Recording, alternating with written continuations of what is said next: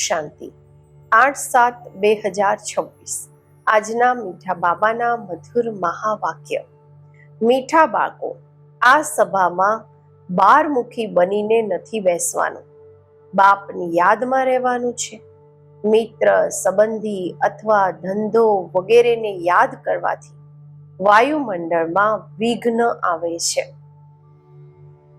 પ્રશ્ન છે, તમને બાળકોને રૂહાની ડ્રીલની વિશેષતા શું છે જેને મનુષ્ય નથી કરી શકતા? બાબા કહે છે, તમે જે રૂહાની એક્સરસાઇઝ કરો છો એની વિશેષતા શું છે જે કોઈ પણ મનુષ્ય નથી કરી શકતા? ઉત્તર છે, તમારી રૂહાની ડ્રીલ બુદ્ધિની છે. એની વિશેષતા આ છે, જે તમે આશિક બની પોતાના માશુકને યાદ કરો છો. આનો જ ઈશારો ગીતામાં પણ આવ્યો છે, મન મના ભવ. પરંતુ મનુષ્ય પોતાના માશુક પરમાત્માને જાણતા જ નથી, તો ડ્રીલ કેવી રીતે કરી શકશે? એ તો એકબીજાને જિસ્માની ડ્રીલ શીખવે છે, શારીરિક એક્સરસાઇઝ શીખવે છે. ઓમ શાંતિ. બાળકો પણ સમજે છે, બાપ પણ સમજે છે કે બાળકો એટલે કે યોગ કરાવવા વાળા અહીંયા શું કરી રહ્યા છે? યાદની યાત્રાની ડ્રીલ કરાવી રહ્યા છે. મુખથી કંઈ પણ કહેવાનું નથી. કોની યાદ છે? પરમપિતા પરમાત્મા શિવ બાબાની. એમની યાદમાં રહેવાથી અમારા જે પણ વિકર્મ છે તે ભસ્મ થઈ જશે અને વિકર્માજીત બની જઈશું. જેટલા જે યાદની ડ્રીલમાં રહેશે એ આત્માની ડ્રીલ છે, શરીરની નથી. ભારતમાં જે પણ ડ્રીલ શીખવે છે, જે પણ એક્સરસાઇઝ શીખવે છે તે બધી છે જિસ્માની, શરીરને તંદુરસ્ત રાખવાની. આ છે રૂહાની ડ્રીલ, રૂહાની આત્માની એક્સરસાઇઝ. આ રૂહાની ડ્રીલને તમારા બાળકોના સિવાય કોઈ જાણતું જ નથી. રૂહાની ડ્રીલનો ઈશારો ગીતામાં છે જરૂર. ભગવાનનું વાચ અથવા ભગવાનના બાળકોનું પણ વાચ છે. તમે અત્યારે ભગવાન શિવ બાબાના બાળકો બન્યા છો ને? બાળકોને ફરમાન મળ્યું છે, માં મેકમ યાદ કરો. બાપ પણ ડ્રીલ શીખવાડે છે. બાળકો પણ આ જ ડ્રીલ શીખવે છે. કલ્પ પહેલા પણ બાપે આ જ કહ્યું હતું કે મુજ બાપને યાદ કરો.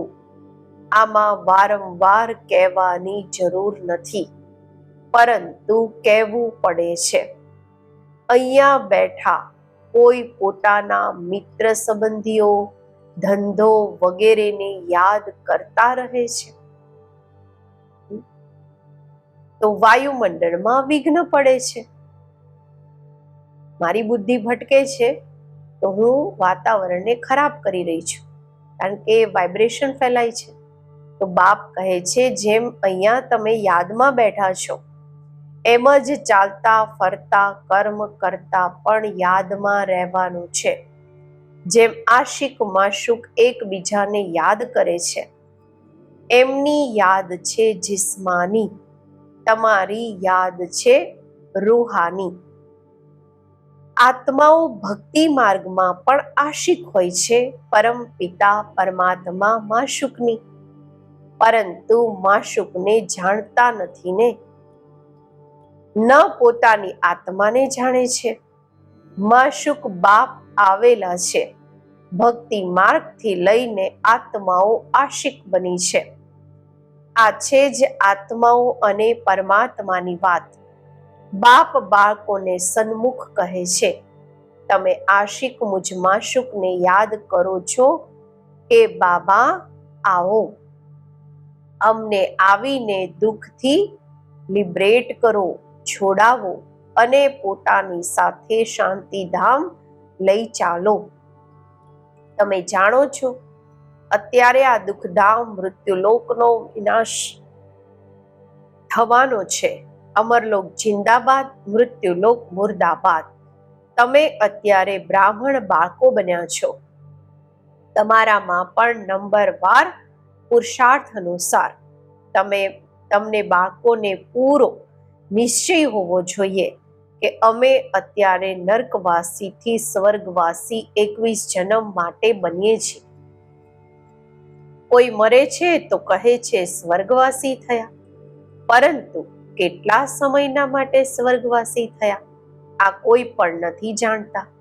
અત્યારે તમે પુરુષાર્થ કરી રહ્યા છો સ્વર્ગવાસી બનવાના માટે. આ કોણ નિશ્ચય કરાવે છે? એ છે ગીતાના ભગવાન. પરંતુ એ તો એક જ નિરાકાર હોય છે. મનુષ્ય સમજે છે નિરાકાર તો નિરાકાર જ છે. તે કેવી રીતે અહીંયા આવીને શીખવશે?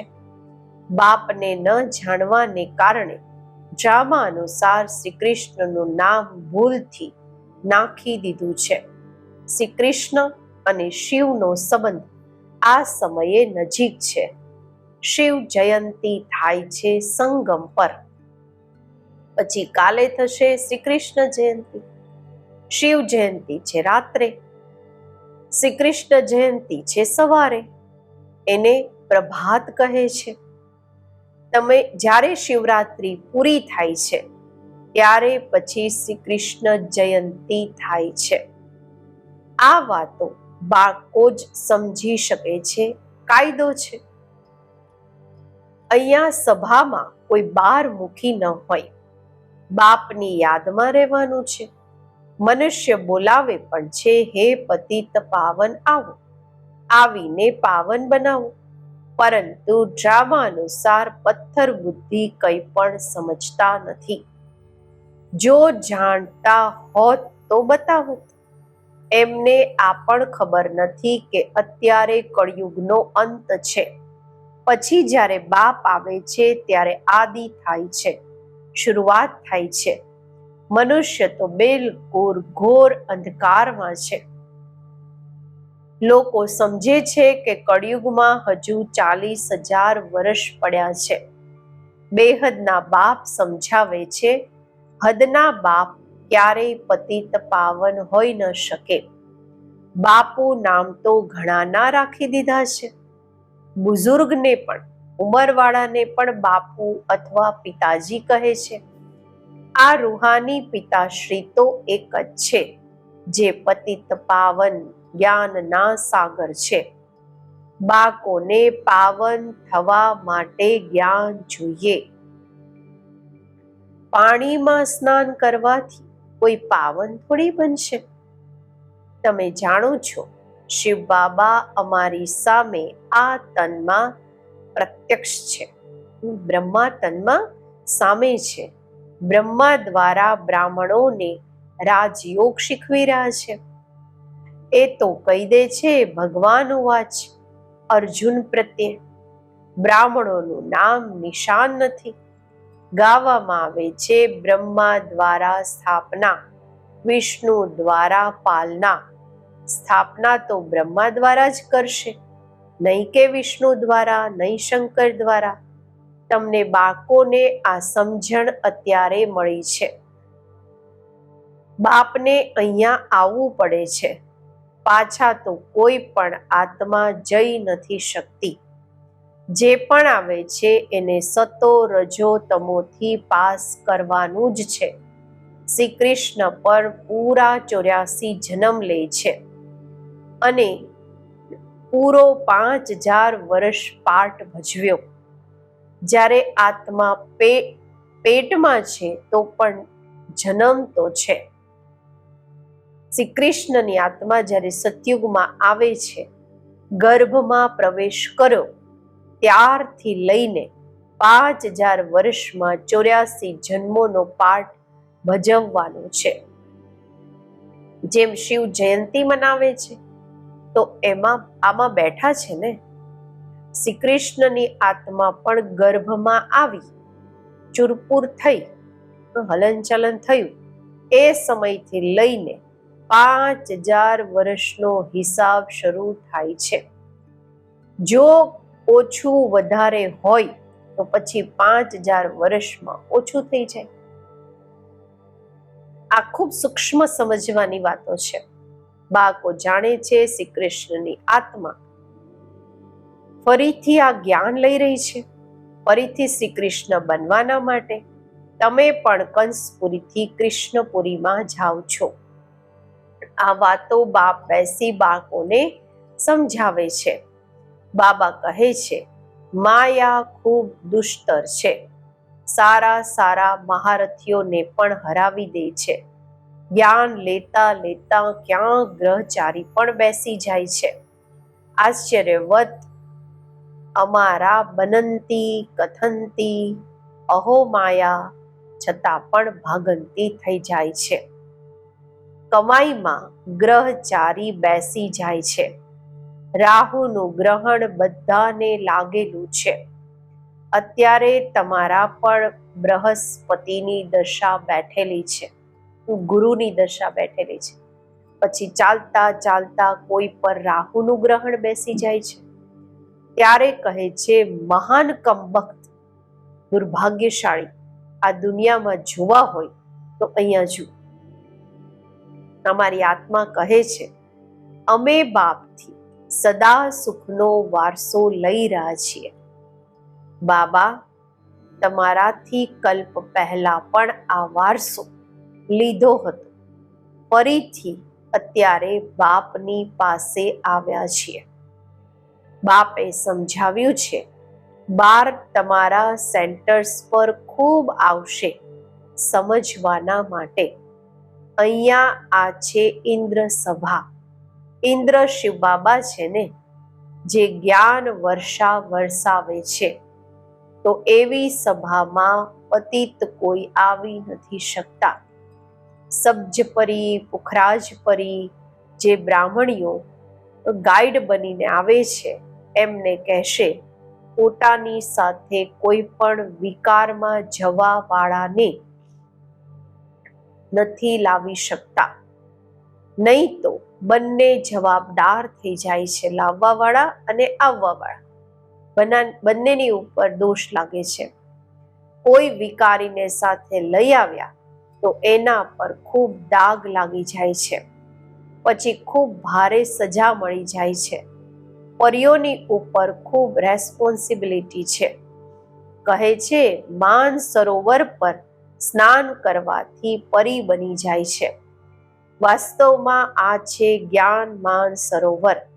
બાબા મનુષ્ય તનમાં આવી જ્ઞાન વર્ષા વરસાવે છે. જ્ઞાન સાગર છે ને, તમે નદી પણ છો, સરોવર પણ છો. જ્ઞાન સાગર આમાં બેસી બાળકોને લાયક બનાવે છે સ્વર્ગમાં જવાના માટે. સ્વર્ગમાં છે શ્રી લક્ષ્મી નારાયણનું રાજ્ય. આ છે પ્રવૃત્તિ માર્ગનું લક્ષ્ય ને ઉદ્દેશ્ય.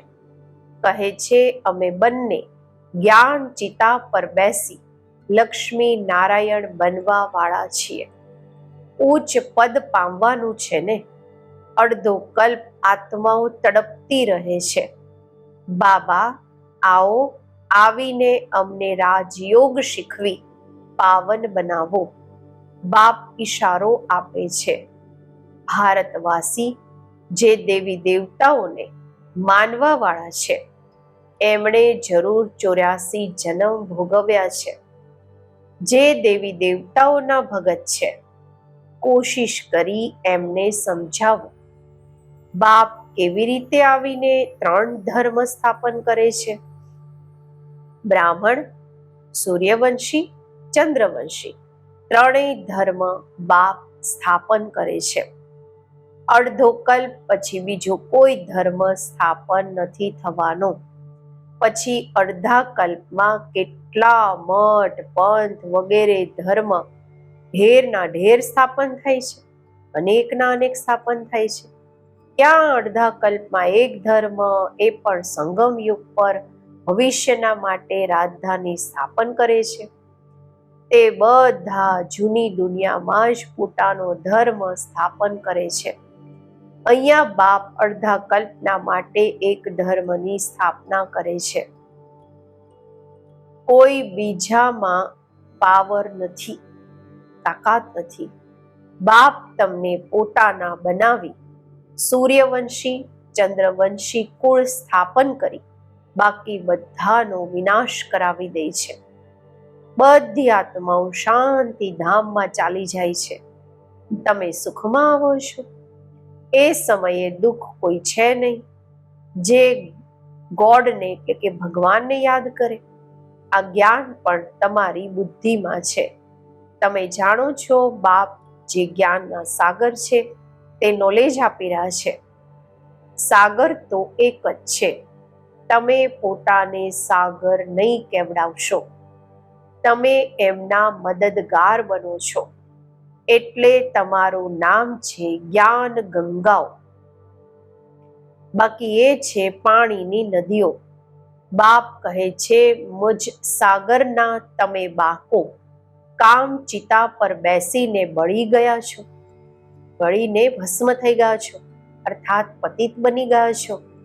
અત્યારે ફરી મને યાદ કરવાથી જ તમે પાવન બનશો. આ સૃષ્ટિનું ચક્ર 5000 વર્ષનું છે. આ પણ કોઈને ખબર નથી. સૃષ્ટિનું ચક્ર પૂરા 4 ભાગમાં છે. 4 યુગ છે ને. આ સંગમ યુગ છે કલ્યાણકારી. કુંભ કહે છે ને, કુંભ કહેવામાં આવે છે મેળાને. નદી આવીને સાગરને મળે છે, આત્મા આવીને પરમાત્માને મળે છે. આને કુંભ કહે છે. આત્મા અને પરમાત્માનો મેળો પણ તમે જુઓ છો. તમે આપસમાં મળો છો, સેમિનાર કરો છો. આને કુંભ નહીં કહેશે. સાગર તો પોતાની જગ્યા પર બેઠા છે. આ તનમાં છે ને. જ્યાં આમનું તન ત્યાં જ્ઞાનના સાગર. બાકી તમે આપસમાં જ્ઞાન ગંગાઓ મળો છો. જ્યાં જ્યાં શિવ બાબા બ્રહ્મા બાબાનો રથ તન ત્યાં શિવ બાબા જ્ઞાન સાગર. તો બાબા કહે છે બાકી તો તમે બધી ગંગાઓ છો. નદીઓ તો નાની મોટી તો હોય છે ને, ત્યાં સ્નાન કરવા જાય છે. ગંગા જમના સરસ્વતી વગેરે તો છે જ. દિલ્હી જમનાનો કાંઠો છે, યમુનાનો કાંઠો છે, એ છે સ્વર્ગ. દિલ્હીના માટે કહે છે પરિસ્થાન હતી જ્યારે લક્ષ્મી નારાયણનું રાજ્ય હતું. એવું નહીં કે શ્રી કૃષ્ણનું રાજ્ય હતું. રાધા કૃષ્ણ યુગલ હોય ત્યારે રાજ્ય કરી શકે. અત્યારે તમે બાકો કેટલા ખુશીમાં છો. માયાના તોફાન તો ખૂબ આવશે. બેહદની બોક્સિંગ છે. દરેકની 5 વિકારો સાથે યુદ્ધ ચાલે છે. અમે ઈચ્છીએ છીએ બાબાને નિરંતર યાદ કરીએ. માયા અમારો યોગ ઉડાડી દે છે. એક ખેલ પણ બતાવે છે, એક રમત છે. પરમાત્માની તરફ ખેંચે છે, માયા પોતાની તરફ ખેંચે છે. એવું એક નાટક બનાવેલું છે. બાયોસ્કોપનું ફેશન પણ, પિક્ચર ફિલ્મનું ફેશન પણ અત્યારે નીકળ્યું છે. તમને ડ્રામા અનુસાર બાયોસ્કોપ પર સમજાવવાનું હતું, આ પિક્ચર પર જ સમજાવવાનું હતું. નાટકમાં તો અદલી બદલી થાય છે. આ તો અનાદિ અવિનાશી ડ્રામા બન્યો બનેલો છે. કહે છે બની બનાઈ બન રહી અબના બનની બાકી, ચિંતા તાકી કીજીએ જો અનહોની હોય. ફલાણા મરી ગયા એટલો જ પાર્ટ હતો. અમે ચિંતા કેમ કરીએ? ડ્રામા છે ને. શરીર છોડી દીધું પછી થોડી આવી શકશે. રોવાથી ફાયદો જ શું? આનું નામ જ છે દુઃખધામ. સતયુગમાં મોજીત રાજાઓ હોય છે. આના પર વાર્તા પણ છે. સતયુગમાં મોહની વાત હોતી નથી. અહીંયા તો મનુષ્યનો કેટલો મોહ છે. કોઈને રોવું ન પણ આવે તો રોઈને પણ એમને રોવડાવે છે. એવું જોર જોરથી રડશે કે સામેવાળાને પણ રડવું આવી જાય. તો સમજે કે આ અફસોસ કરે છે. ત્યારે ખબર પડે કે આને દુઃખ છે, આને અફસોસ છે એમના જવાનો. નહીં તો ગ્લાનિ થઈ જાય. ન રડે તો કહેશે કે આમને તો કોઈ દુઃખ જ નથી, આમને તો કોઈ ફરક નથી પડતો. ભારતમાં જ આ બધું રિવાજ છે. ભારતમાં જ સુખ, ભારતમાં જ ખૂબ દુઃખ થાય છે. ભારતમાં ગોડ ગોડેઝ રાજ્ય કરતા હતા. ભગવાન અને ભગવતીનું રાજ્ય હતું. વિદેશી લોકો જૂના ચિત્ર ખૂબ ખુશીથી લે છે. જૂની વસ્તુનું માન હોય છે. સૌથી જૂના શિવ તો અહીંયા આવ્યા હતા ને, એમની કેટલી પૂજા કરે છે. અત્યારે તો શિવ બાબા આવ્યા છે, તમે પૂજા નહીં કરશો. તે થઈને ગયા છે તો એમની પૂજા કરતા રહે છે. અચ્છા, મીઠા મીઠા સિકી લધા બાકો પ્રત્યે માત પિતા બાપ દાદાના યાદ પ્યાર અને ગુડ મોર્નિંગ. રૂહાની બાપની રૂહાની બાકોને નમસ્તે. આપણે રૂહાની બાકોના રૂહાની બાપને નમસ્તે. ધારણા માટે મુખ્ય સાર. પહેલું છે, ડ્રામાના જ્ઞાનને બુદ્ધિમાં રાખી નિશ્ચિંત બનવાનું છે. કોઈ પણ પ્રકારની ચિંતા નથી કરવાની, કારણ કે જાણે છે બની બનાઈ બન રહી, નિર્મોહી બનવાનું છે. બીજું, બાપ દ્વારા જ્યારે કે બૃહસ્પતિની દશા બેઠી છે તો સંભાળ કરવાની છે. રાહુનું ગ્રહણ ન લાગી જાય. કોઈ પણ ગ્રહચારી હોય તો એને જ્ઞાન દાનથી સમાપ્ત કરવાની છે.